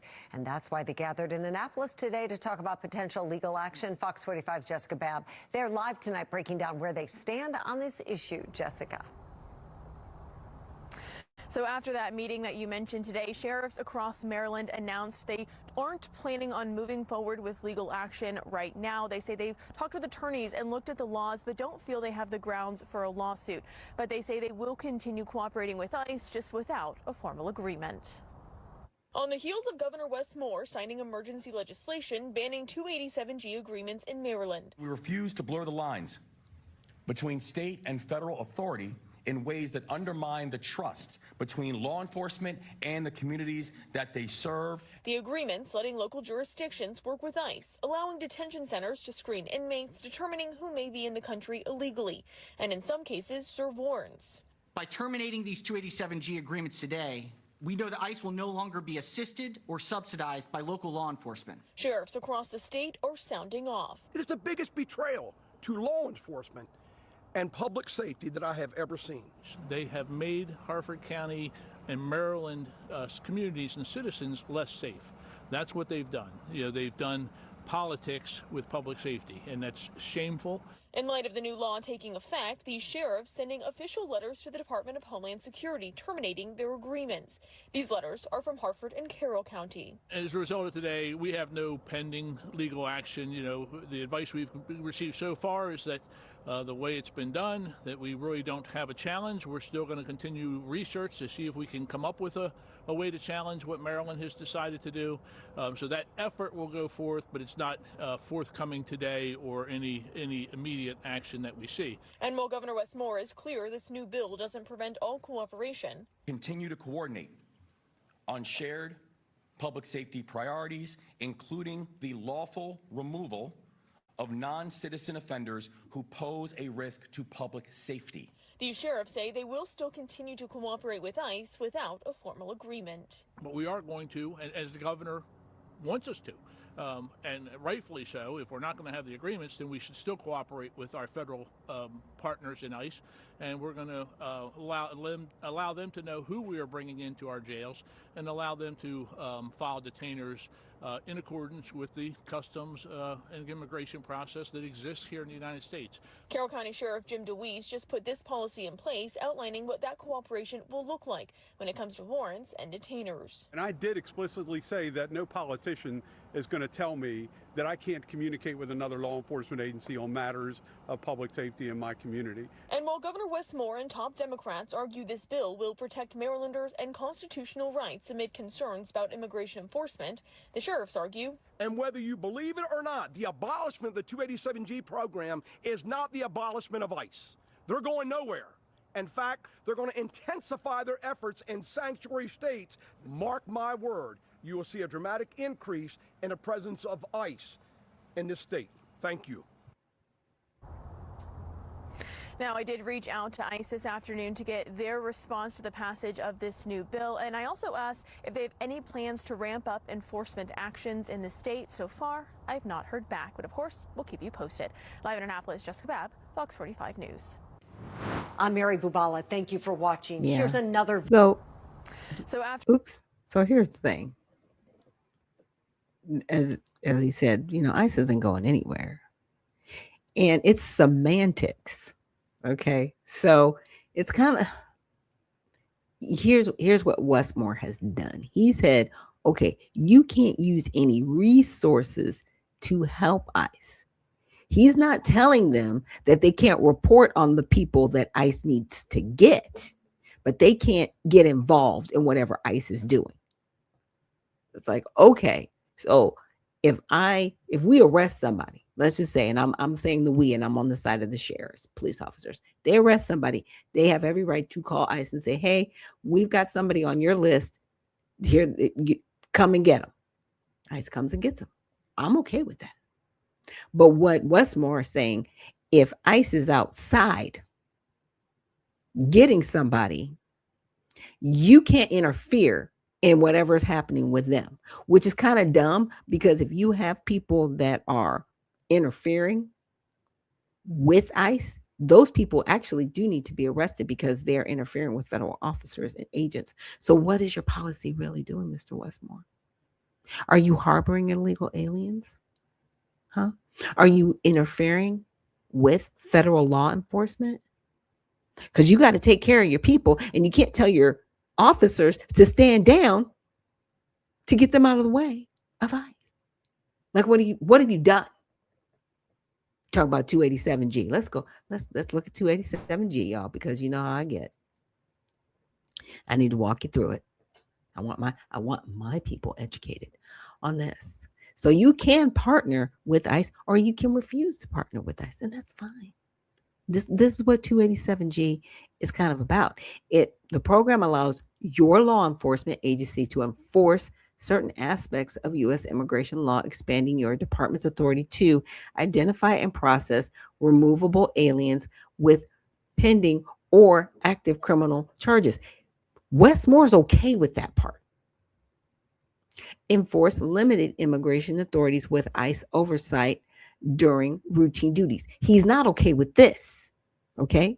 Serve and execute administrative warrants on removable aliens in your jail. He's okay with this. He's just not okay with routine duties, because he doesn't want his officers outside with ICE. But if people call the police, what are the police supposed to do when ICE is there? Like what are we doing? And the police have to keep down the rhetoric that you've allowed in your state, right? I mean, it's not an all or nothing. I think things can be handled in a discretionary way. But this is my recommendation to Homeland Security. I suggest you give their officers, the jails, you give them a list of the people that you're looking for so that they know who you're looking for. So if these people are detained or they have warrants for anything else, they can be picked up and they can be turned over to ICE. Because see, Westmore, he's okay with this part, identifying them. He is okay. He's okay with part of it, but not all of it, which is silly to me because I want everybody off the soil, but that's just me. It's my opinion. And these governors who keep protecting these people that are here illegally are trash and they need to be removed from office. And I need to mind my words. I need to actually apologize to y'all because I know I've been calling people dumb and stupid, and I should not do that. That you should not do that. Okay. I need to be better and choose my words better. I know I just called Governor Westmore trash. I'm just going to try going forward to say he's not the best right now. Okay. He's not making the best decisions right now on behalf of the American citizens to keep them safe because, see, when somebody else is injured by any of these people that are here illegally, what are you going to say to their family? Sorry. Your loved one is no longer with us, and we probably could have did something about it, which you would never admit that. You're just going to tell them sorry. That's the problem. There's no protections from people here that are here legally, and people that are in places of authority, like Governor Westmore, and I can go on down the line because there are several governors and mayors who are protecting people here illegally, right? You're not sorry. You don't care. You care about your party. You care about what you want to attain here on this earth, and it's evil. You do not care about the human beings that you say you want to help. You do not care. Because if you cannot, in its smallest measurement, make sure that law and order is maintained in your state, I definitely don't want you in the highest office of the land because you can't even maintain your state, sir.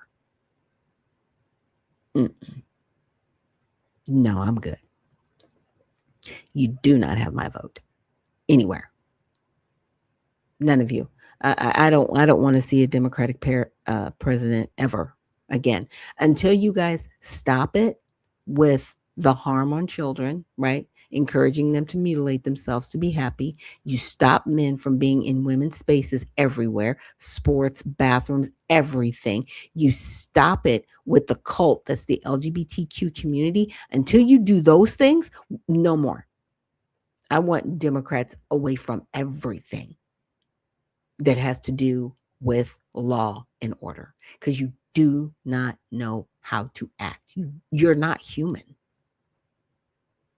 You are unhuman. And I'm saying that because you don't want people to be human. You want them to be these things, these mindless things that are raving lunatics. I can say that and I'm not being mean. Okay. Just giving color to it. But yeah, it really needs to stop because you're not helping anyone. Now, I also wanted to look at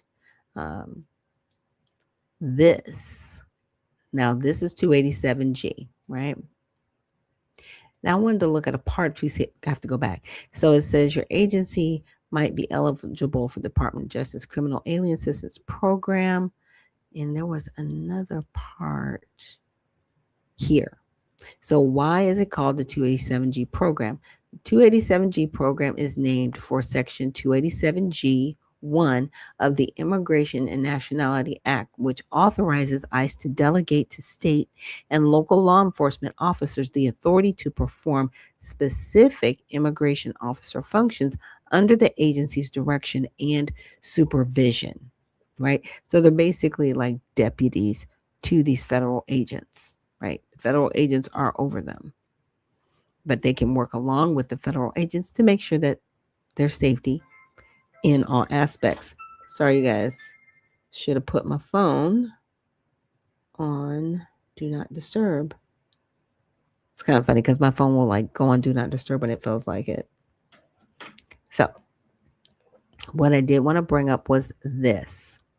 And this is the powers of immigration officers and employees. And so, this is part of the Immigration Act that was put in. So, Title 8, right? Aliens and Nationality. It's Chapter 12, Immigration and Nationality, Subchapter 2, Part 9 is miscellaneous. But here's powers of immigration officers and employees. Powers without warrant. Remember how they're always saying, well, you need to have a warrant. No. In the legislation, it says they don't have to have one. This is why Tom Homan is always saying, Congress, you wrote these laws. We're just following the laws. If you don't like the laws, change them. They're not.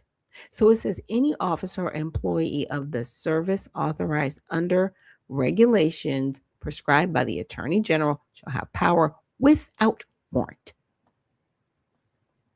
to interrogate any alien or person believed to be an alien as to his right to be or to remain in the United States, to arrest any alien who in his presence or view is entering or attempting to enter the United States in violation of any law or regulation made in pursuance of law, regulation, and regulating the admission, inclusion, expulsion, or removal of aliens, or to arrest any alien in the United States if he has reason to believe that the alien so arrested is the United States in violation of any such law or regulation and is likely to escape before a warrant can be obtained for his arrest. But the alien arrested shall be taken without unnecessary delay for examination before an officer of the service having authority to examine aliens as to their right to remain in the United States. So even though these people are apprehended, they're still, okay, are you here legally or illegally, right? We need to find out documentation. Some people have deportation orders. Some people don't have deportation orders, but they're still here illegally. Well, how did that happen? Because they came here and they didn't get a court date, right? And if they did get a court date, they didn't go to their court date, right? So they don't have any papers saying that they need to be deported. So then that's where the process begins. Okay, this is again why Tom Homan says every one of them have gotten their due process, because they still have to get due process, even though they can be taken without warrant. Again, Congress, Bueller, if you don't like it, fix it. So I'm going to end this with Tom Homan just sharing on Fox about illegal immigration. Another illegal migrant truck driver has been arrested in Indiana after allegedly running a red light and causing a deadly crash. The suspect was caught and released at the border in 2018 when he was a minor and reportedly got an Indiana commercial driver's license last May. Now, this comes 2 weeks after another illegal migrant allegedly killed 4 people in Indiana after entering through the CBP One app in 2023. Joining me now, Border Czar Tom Homan. Tom, obviously this was preventable. No reason why he should have a CDL operating these vehicles, right?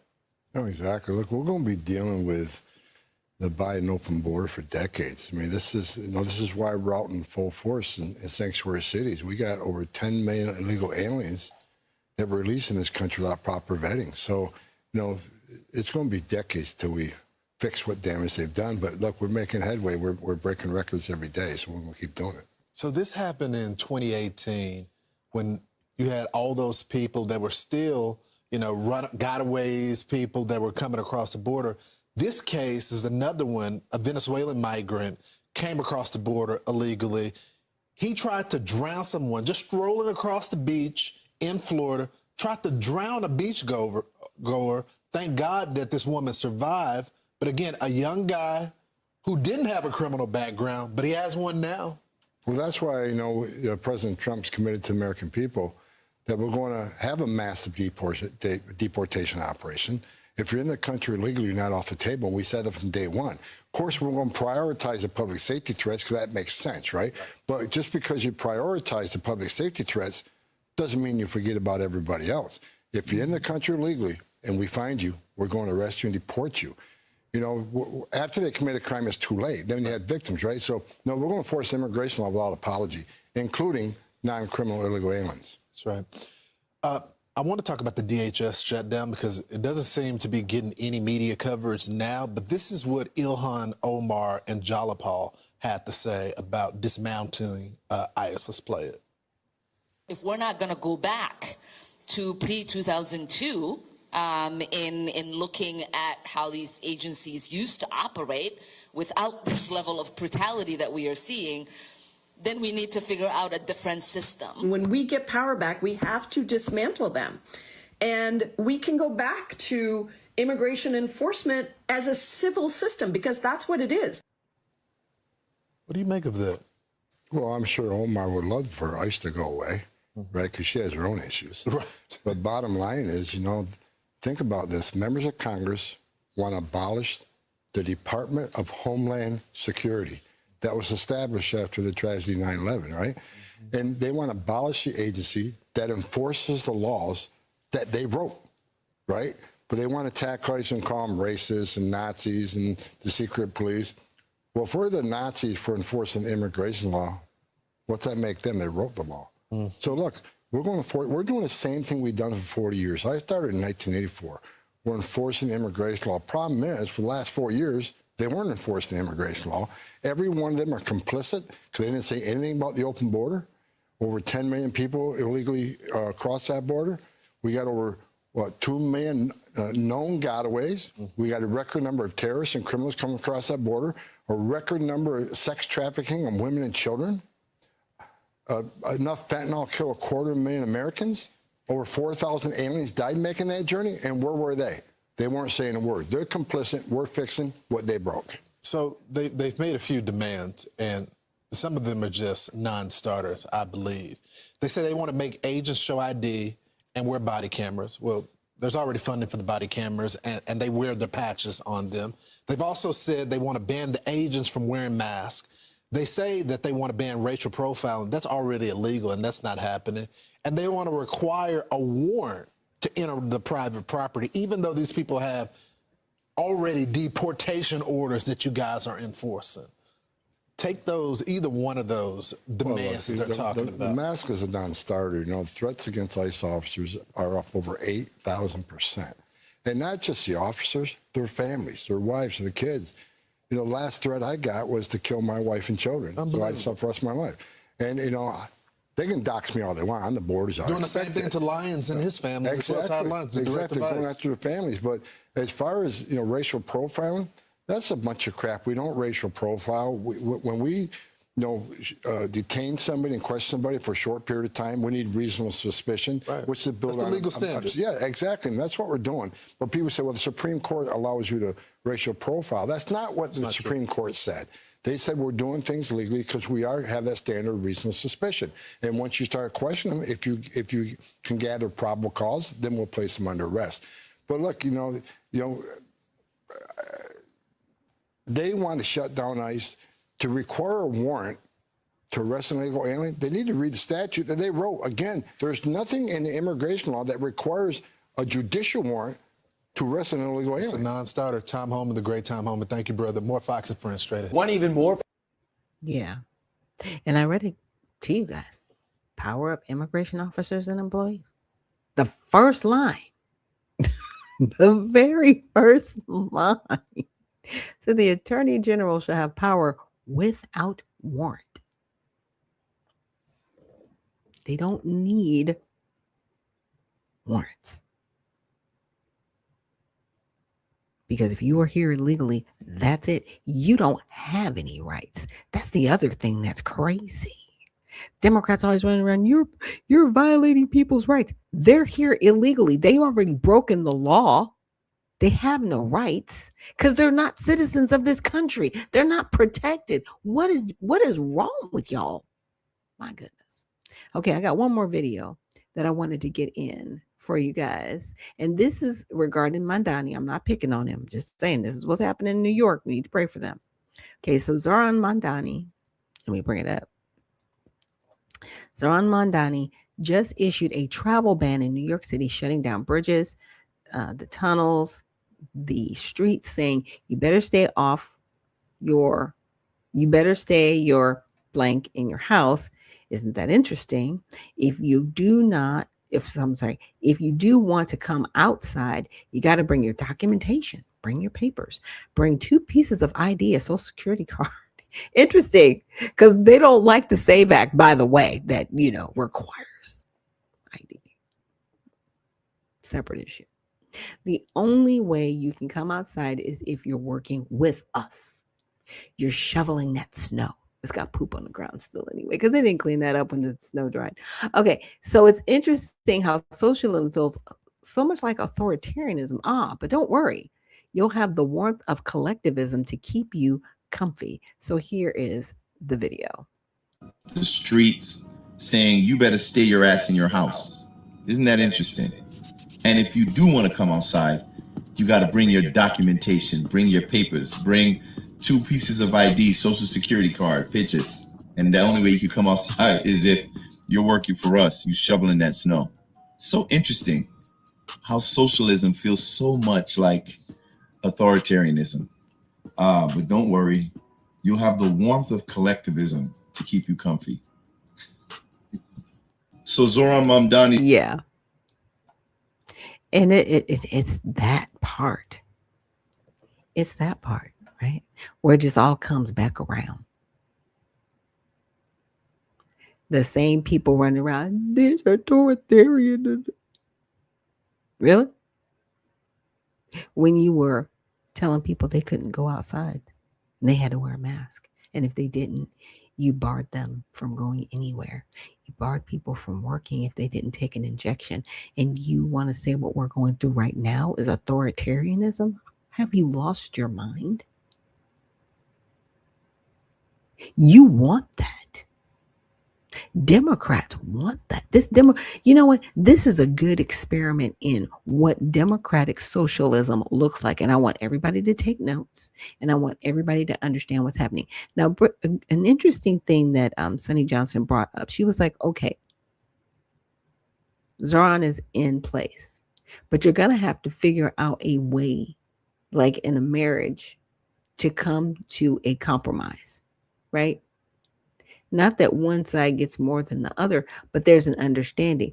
And here's my thing. You guys have to get an understanding. This is what this type of governance looks like. So you have to pick out the parts that are good and point out the parts that are bad, right? And really come to an understanding of what can you live with, because this person is on track to run for governor. And there is other people that have his ideology that are on track to run for mayor. So if you do not want this type of governance, you need to find people to run for office so you don't have this type of political air in your city or state. It's very simple, in my opinion. If you don't like the governance you're under, stop voting for this, because you voted for this. You were positive about it. And now it's kind of biting you. But now that it's biting you, you have to see, okay, where are the bite marks? What can I live with? What can't I live with? Because right now, a lot of his decision making, he's putting all these DEI hires in place and spending millions of dollars, well over what should be spent. But he wants to rob Peter to pay Paul. You want to take somebody's pension to put a DEI hire in place? No. To me, that's like, you aren't doing what's right by the people, Mr. Mamdani. You aren't keeping your promise to actually do right by the people. You are fleecing the office and you are putting things in place that will not work. Socialism doesn't work. They've tried it before. Communism doesn't work. It's been tried before. Because if there were ever a successful communist country, find one.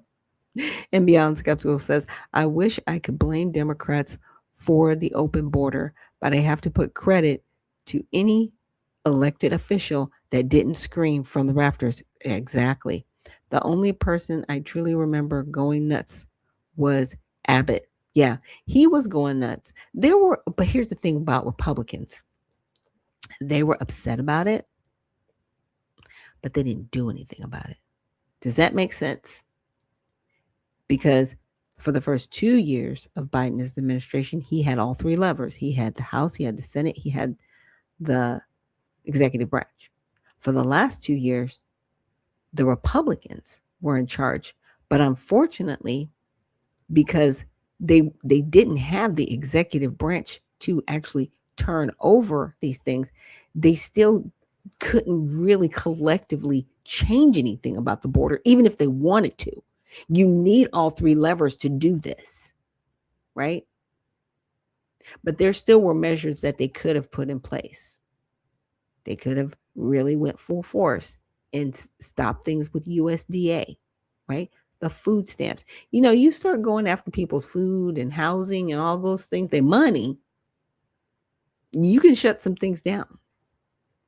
But our border is a bipartisan issue, and it should always be that. We should never want people just allowed to come into our country carte blanche with no, penalty. And that's what the Democratic Party wants. And the Republican Party right now, they've been doing a really good job keeping everything shut down, but it needs to stay that way. Because see, if these Democrats get back in office, they're just going to open up the border again because they don't care. And we have to care more about our country. So with that, we're going to end the broadcast for today. But thank you so much for joining me here on Monday Recap with Unfiltered Vision News. And remember, stay well, stay focused, and stay unfiltered. We'll see you in the next one.